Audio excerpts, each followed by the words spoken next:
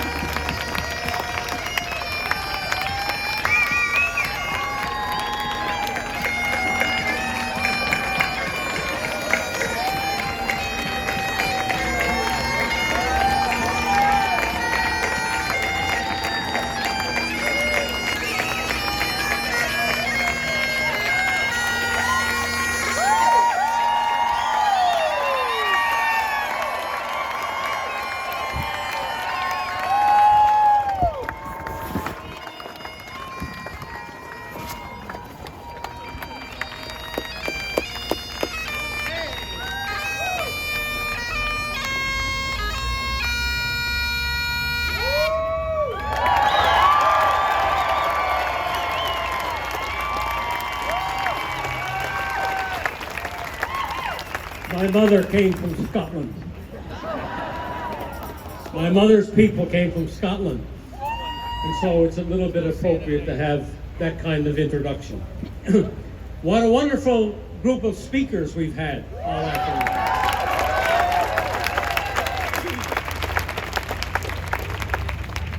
It's a pleasure for me to be here and to speak again on the steps of this legislature building today, and to thank you all for coming. Some of you came from near, some of you came from far.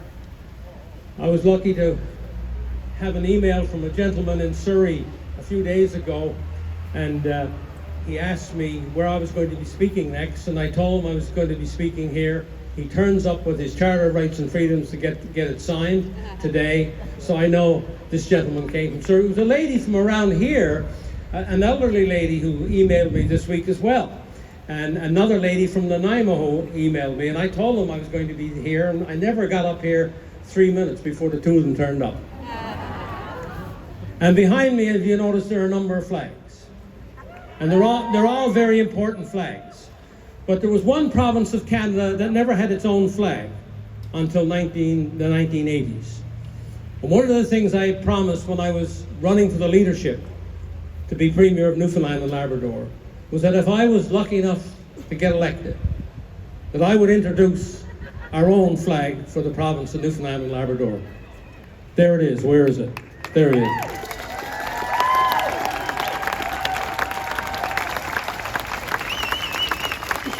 And you have to understand, as other speakers have said, that symbols are very important. I've often been asked what you consider to be some of your most important contributions to Newfoundland and Labrador in particular, and I always have trouble. I always have trouble between the Atlantic Accord, which brought billions of dollars to the province that they otherwise wouldn't have, and other material kinds of improvements. But you know something? That flag will be around long after all those perhaps other improvements mean that much. Symbols are important. That's why the people who are flying the Canadian flag today and flying other flags are so important, because they're permanent. Something like the Constitution was supposed to be.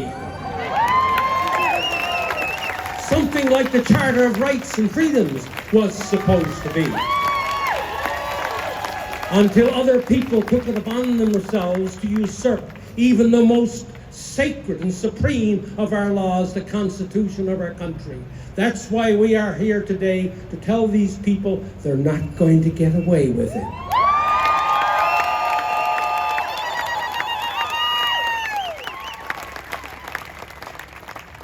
Never forget, we stand on the shoulders of a Solon in Greece. We stand on the shoulders of a Socrates in Greece. We stand on the shoulders of a Pericles in Greece, 390 BC. We stand on the shoulders of Cicero in Rome, just before Jesus, who defended, by the way, this guy Cicero, so long ago, he defended the people of Sicily in the Senate of Rome, where a governor had taken all of their freedoms and rights away and all of their money. He took on the case and he won it. We are taking on the case and we are going to win it.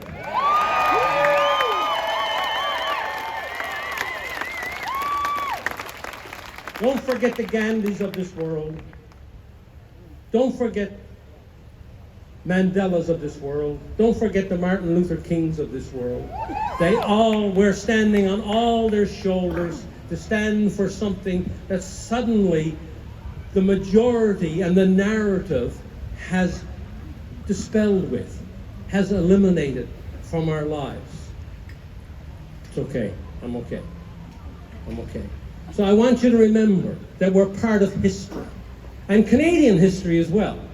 Anybody who knows their Canadian history knows that even before Confederation, even before 1867, there were wonderful people in Nova Scotia and New Brunswick and Prince Edward Island, in Upper Canada and in Lower Canada, who were fighting for parliaments to have their own assemblies, and they did. Before 1867, before our first Constitution Act, there were Canadians, there were people in this nation who were fighting for their own assembly, for their own parliament, and they succeeded.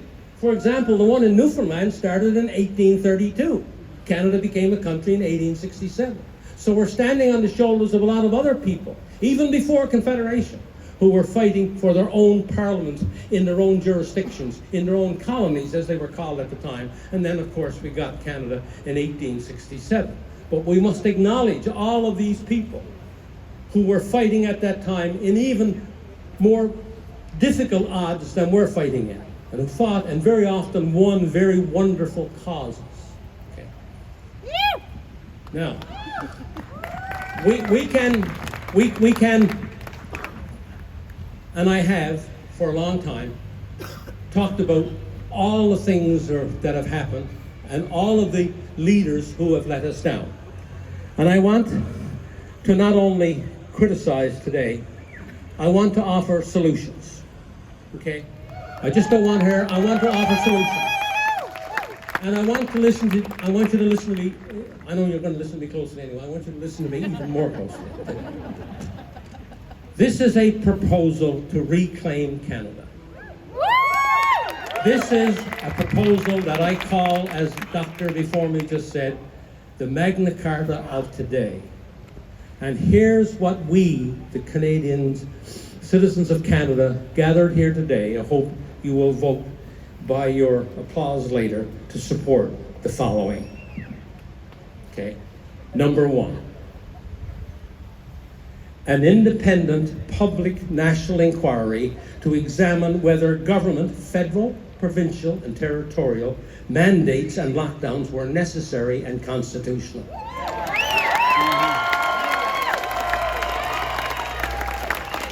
People in government and their agencies who are found guilty of breaking the law after due process must be brought to justice.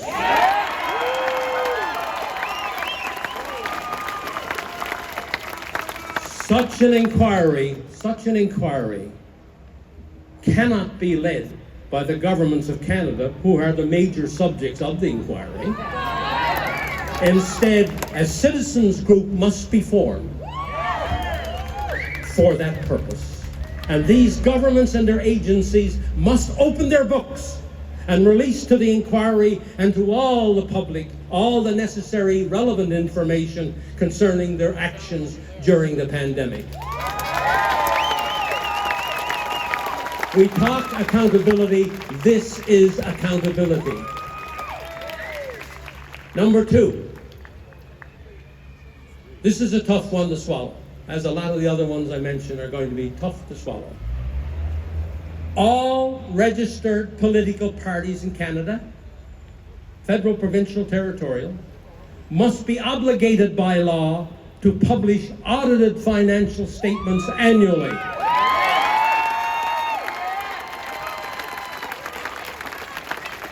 Do you know, some of you who follow me real closely know, do you know that right now none of the federal political parties who are in the House of Commons publish any audited financial statements?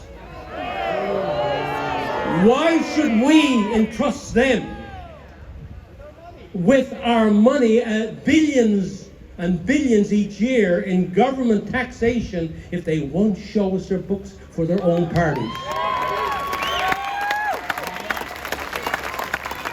That's puzzling, isn't it? When I published my leadership campaign expenses, audited financial statements, when I ran for the leadership of the Progressive Conservative Party of Newfoundland, there was silence. No other leadership candidate at the time did it, and I don't know how many leadership candidates across the country have ever did it since, provincially or federally. Audited financial statements when I took over the leadership of the province. I made sure that the first part was covered too. That's pretty basic, isn't it? Isn't that basic? Isn't that basic? Shouldn't all the political parties that you're going to be examining for the next federal election, shouldn't you know how they spend their money? Okay. Stay with me. Just stay with me.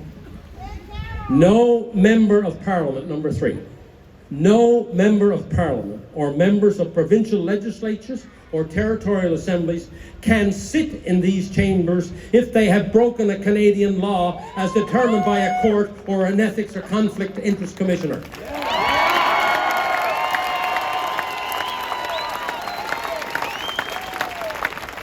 Why should we have lawbreakers be lawmakers? The Prime Minister of Canada today sits in the Parliament and he's broken the law 5 times.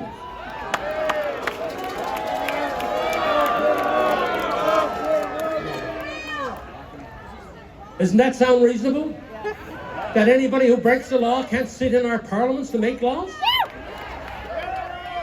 Number 4, every private member's bill or resolution presented before a parliament in Canada must be debated and voted upon within 6 months of the parliamentary sitting.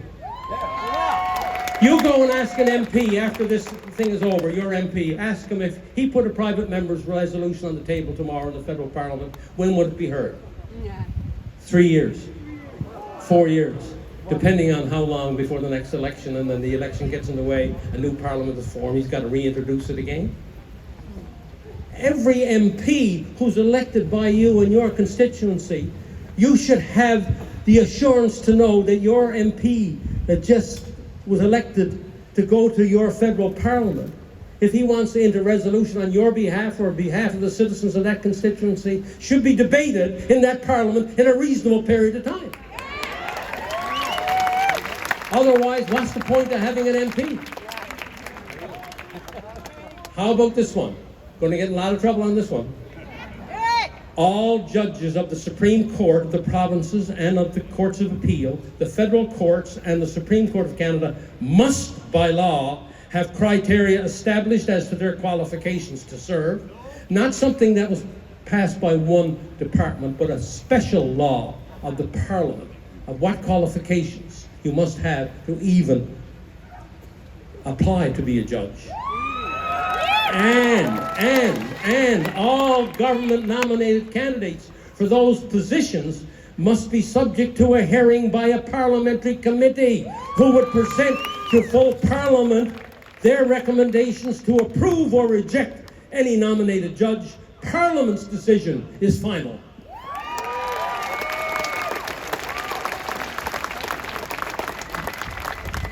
One time, 10 years ago, I would never say this. I would respect our traditions, that we could really trust our traditions, that things would be done properly. But we know now, we have it proven to us in spades that we cannot trust that system which does not come through Parliament, but which is done by the Prime Minister and the Minister of Justice, and with the Judicial Council and other people who are going to recommend, and then they get nominated, not only nominated, they get approved to be the judges of this country. We now know that the people must be more involved. Well, who controls the law of this country? Who interprets the law of this country? If in fact, as all the political philosophers say, the final thing rests with the people, then it should happen for this too.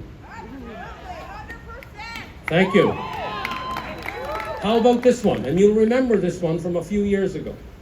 All parliamentary committees of all Canadian parliaments must have safeguards whereby the majority of the committee cannot close down those committees when the business of the committee has not been completed. Just across the street here, we have Jody Wilson-Raybould, who was the Minister of Justice, and who was summarily, right, attacked by her own government to change her department's mind on the regular course of business dealing with a very large corporation in this country. And after all that was over, and she didn't buckle, right, then she went to a parliamentary committee to tell her story. And what happened when she went to a parliamentary committee to tell her story? The committee suddenly closed down, even though she had more to say. How could that happen in a democracy? How could that happen? Tyranny of the majority. This is what Thomas Jefferson and James Madison talked about when they were putting together the American Constitution. They were talking about ways to ensure that the majority didn't step on the minority, that rights and freedoms were not part of being a majority. You had to defend those rights and freedoms. So we must ensure in the future, this is part of the Magna Carta, this is part of our new Magna Carta, we must ensure in the future that parliamentary committees in the territories, in the provinces, and in the federal parliament are not closed down when there's legitimate witnesses available to tell more testimony about the subject of that parliamentary committee.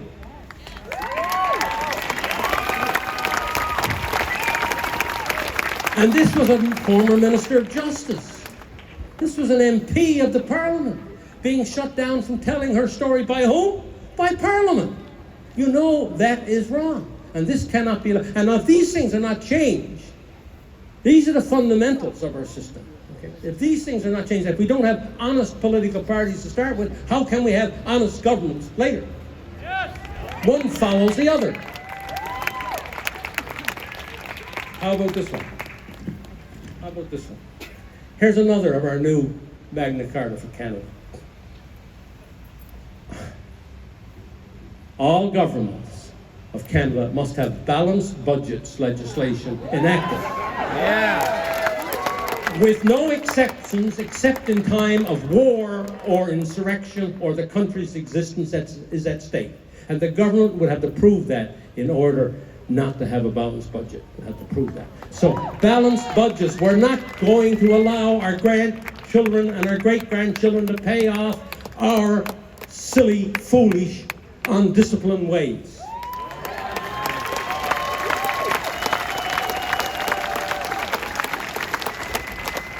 And fathers and mothers and uncles and aunts and grandfathers and grandmothers, all authorities responsible for primary, elementary, and high school education must enact curriculum measures to ensure civics is a mandatory subject in each grade after grade 8.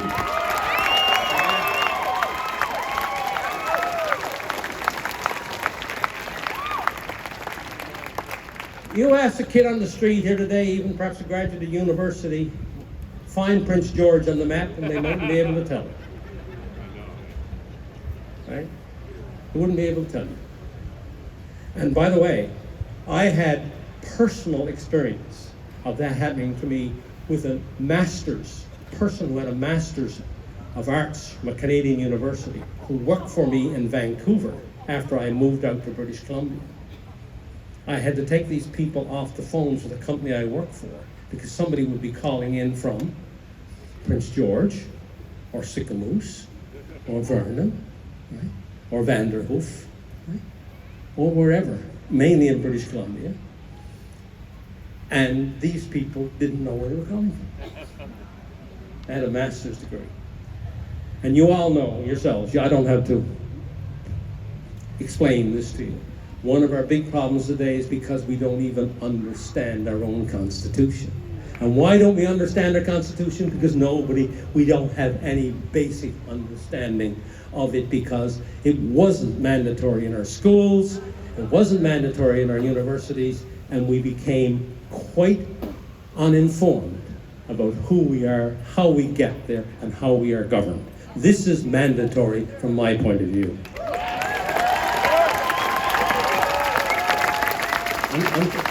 Don't worry, sir, I'm coming to your point. Don't worry.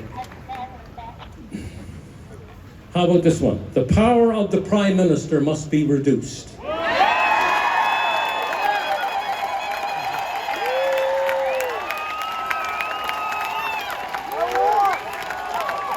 Do you know how many people work for the Prime Minister today? No, not the departments, not the Parliament. How many work in his office?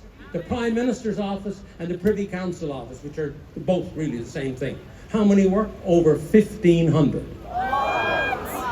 1,500, and he has, besides that, 7,000 deputy ministers and assistant deputy ministers in all the departments and agencies of government. Lock them all up! Give some to me! That number must be reduced to not more than 500. Now listen to this, and I just looked this up the other day, and I even got a shock because I was using a lower number. The more than 206 departments and agencies of the federal government. There's 206 departments and agencies of the federal government, and they employ 320,000 Canadians. So let those departments and those public servants do the work of the Prime Minister's office, because that's what they were elected to do in the first place. That's what they were hired to do in the first place. Let the deputy ministers and assistant deputy ministers do their job, not have it come out of the Prime Minister's office. The power of the Prime Minister and the premiers has become too powerful. We now have an executive government, not a parliamentary government. We have an executive government without a shot being fired. The Prime Minister of Canada was acting like he was President of the United States, rather than as the Prime Minister of Canada.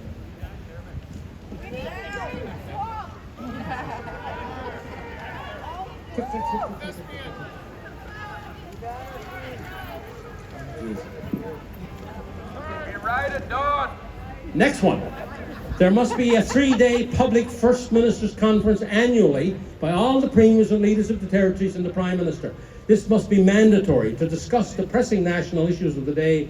All governments must publicly issue written statements at the conference highlighting what they think are the national priorities. Not do a spin at a press conference, not do a press release. Force all of the First Ministers of this nation to get together once a year and to issue a public statement at that conference of what they think is important for Canada.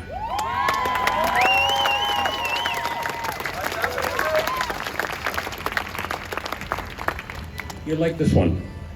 Canadian courts hearing a constitutional case related to the Charter of Rights and Freedoms must be obligated to consider in their written rulings the two introductory concepts of the Charter, the supremacy of God and the rule of law.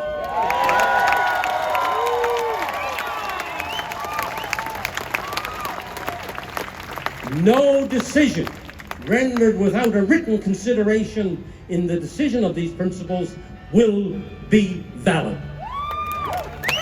Right now we have courts in our land that have already ruled on charter provisions without even discussing the two concepts of supremacy of God and the rule of law, both of which are in the charter. We had a constitutional expert here 2 speakers ago, Dr. Lugosi. He referenced this in his speech just a few minutes ago. It's just not me talking this. It's people who studied the Constitution at length and comes to the same conclusion that I come to, one of the people that happened to create it and write it, you know. Thank you. Two more. This is not exhaustive, but if we could get these done, then we could move on to a few more that need to be done.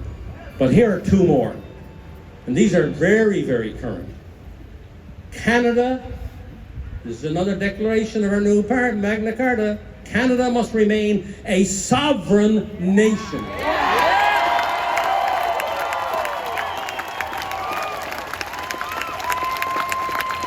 Therefore, no treaty or international regulations of any kind can be agreed to by Canada that in any way erode our sovereignty.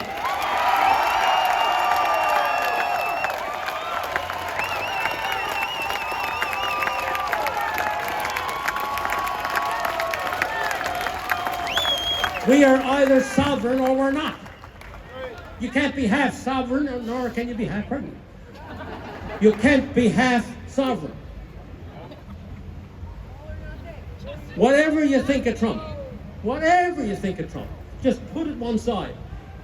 Whether he did it by accident, whether he did it, however he did it, when he got out of that Trans-Pacific Treaty thing, and when he got out of the World Health Organization, he was right. He was right. And over the years, many times I have, through my active political career and afterwards, I have acknowledged if somebody, even I was opposed to politically, but if he or she said something that was sensible and reasonable and made sense. You've got to acknowledge it if in fact it's true. As Dr. Lugosi would say, it comes down to truth. It comes down to the golden rule, right? And if we are to be a sovereign nation and have control, one of the reasons why, I think I might have said it here on the stage before, one of the reasons why Britain finally said no to going into the European Union, becoming just one political group like the rest, was because the farmer got a letter in the mail in the Midlands of England before the vote, which said, next year, Brussels is going to tell you how many bushels of wheat you can grow. We would be no longer sovereign. That's when the rural Britons rose up and helped defeat England going in the European Union.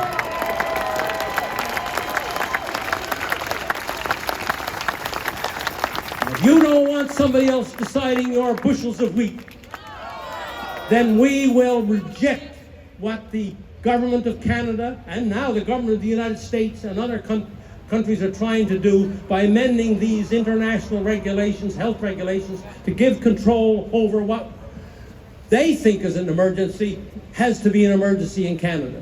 We cannot accept that. We are sovereign. We'll decide.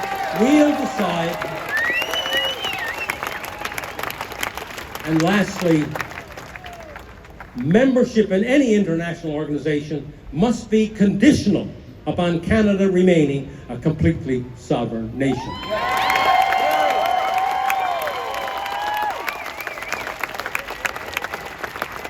So to those who say that we are only here to attack,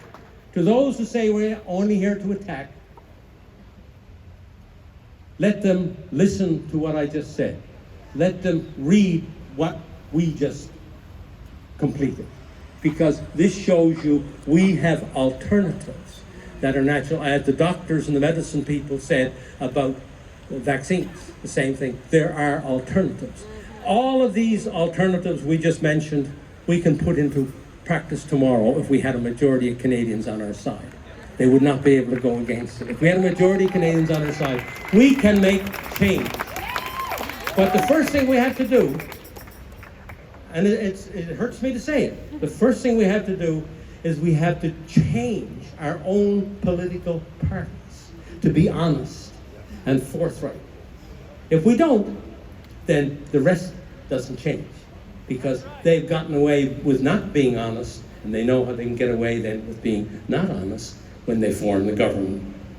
We must do that. We must do that. Whether your mother or your father or your grandfather was Liberal, Conservative, NDP or Green or whatever.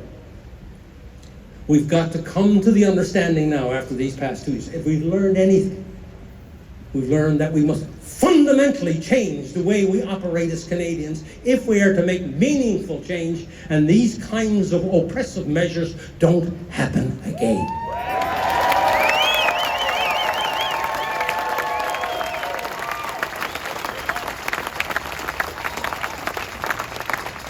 A gentleman came up to me over here 5 minutes before I was due to speak, and he said, "Brian, when you get up to speak, I'm counting on you to do something for me." I said, "Okay, sir, what's that?" He said, "Please acknowledge and get the people here to acknowledge the hurt and the suffering that's happening right now amongst families, small businesses and others who've been hurt either because of the mandates and the draconian measures that have been put in, where there was delayed surgeries, delayed specialist appointments, or people who've been hurt because of the vaccine. There are a lot of people hurting, and we must acknowledge that. Not only ways to rectify, we must acknowledge that even out here amongst the people that are here today, you have either relatives or friends who have been hurt by what has happened in the last 2 years. We must acknowledge that they're in pain. We have it in our own family. We have it in our own extended family, Carol and I. All the way to death. And the children. And so we must, in exclaiming freedom and explaining all those shoulders that we're standing on, right back to Socrates, we have to acknowledge right here, right now, this moment, all those people, including children, who are hurting because of what happened in the last 2 years. And we must make these changes so this does not happen ever again.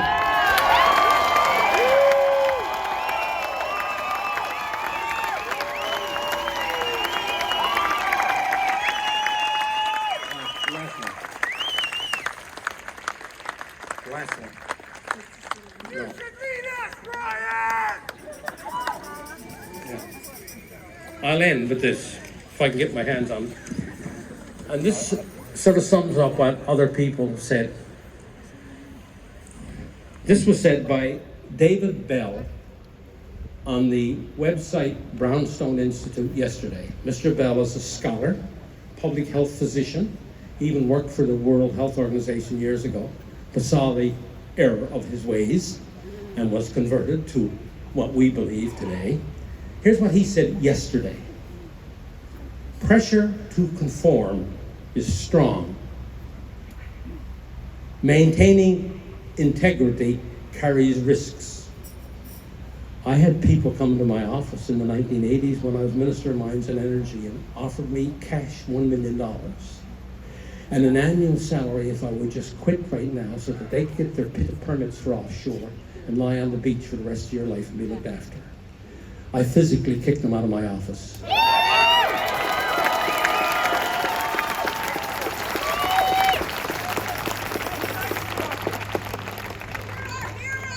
When people tell me stories, and a lot of people say, you know, they may be true, they may not be true. I can tell you real stories of what happened to me personally. Okay? That's not the only one. I could stay here quite late telling you other such stories, and I can verify every single one of them for you. And most people who know me know I can verify every one of those stories. That's why I'm still standing here today. We all have families. We all have families, jobs, and lifestyles to protect. The belief of many that the humanitarian sector was somehow different should be now shattered. This is a good thing, as illusions do not help us, and we need to recognize the historical reality that preserving personal comfort has often entailed throwing others under the bus.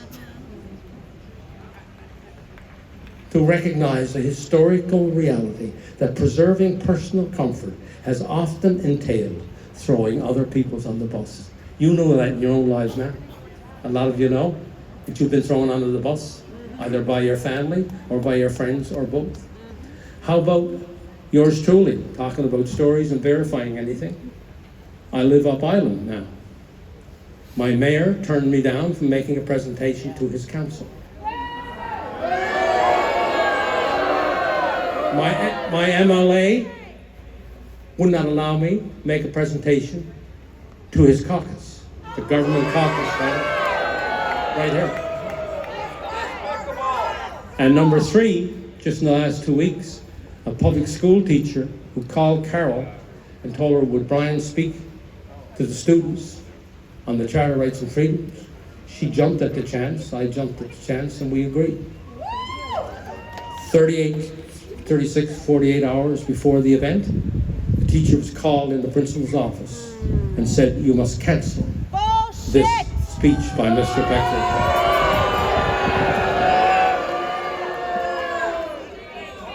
Three things in my own small city happened to me personally.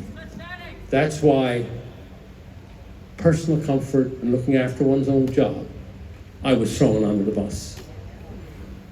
When the tide turns, the easiest approach is to turn with it. As a staff member of an international agency said to me recently, the money is going into the pandemic preparedness. You have to accept and go with it. And here's his final sentence, 2 sentences. As an insight into humanity, this response is a disappointing one. We are always poorly served by cowardice. We are always poorly served by cowardice. But recognizing how things are, and that help is not coming from those who were paid to do so, will strengthen the resolve of the rest of humanity to move forward without them, taking the future into their own hands.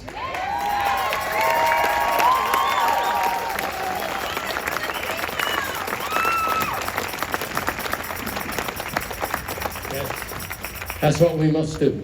I hope from what you heard from the speakers today and in the other talks we'll have in this conference tonight and all day tomorrow, that you have gained something, that why you came here was worthwhile, that you are leaving with more courage to move on into the future so that we can remake Canada based on the principles of the Magna Carta that I just helped articulate, and more that would come later.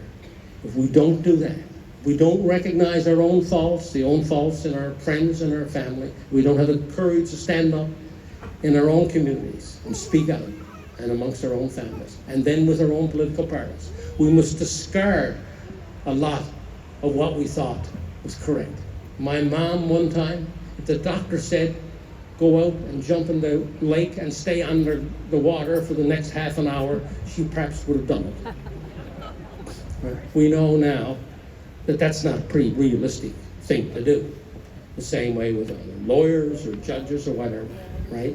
We must understand that if we have really progressed, then we understand where the faults lie, where the failures are, and be ready to accept a new way based upon freedom and on democracy, right? And on fairness for everybody. Because if we don't, we will go down that road that so many countries have gone down in the past and be no more the free country we thought we were. Thank you very much.